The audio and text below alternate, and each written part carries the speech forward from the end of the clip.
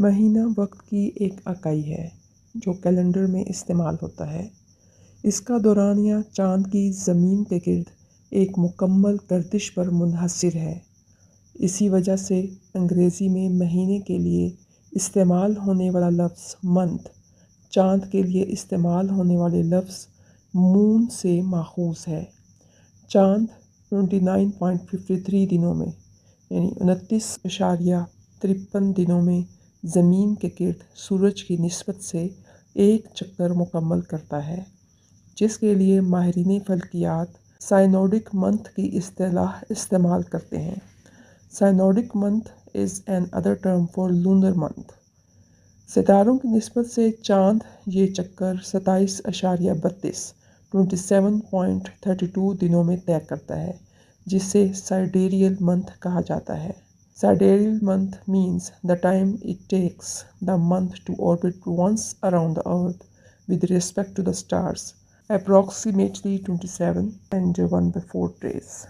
چاند کا ستاروں کی بجائے سورج کی بنسبت زمین کے گرد زیادہ دیر میں چکر طے کرنے کی وجہ زمین کا اس دوران اپنے مدار میں مزید سفر طے کرنا ہے۔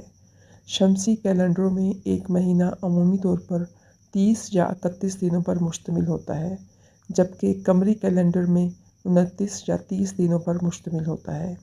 اس اکائی کی شروعات مصر سے ہوئی، جہاں پہلی بار چاند کی گردش کے حساب سے مصریوں نے مہینے کا تعین کیا۔ شمسی سال میں مہینوں میں دنوں کی ترتیب کچھ اس طرح ہوتی ہے۔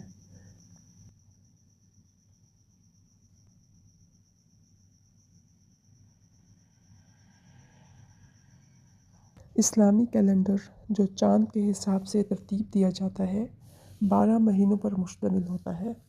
اسلامی مہینے درج ذیل ہیں: محرم، صفر، ربیع الاول، ربیع الآخر یا ربیع الثانی، جمادی الاول، جمادی الاخری یا جمادی الثانی، رجب، شعبان، رمضان، شوال، ذوالقعدہ، ذوالحجہ۔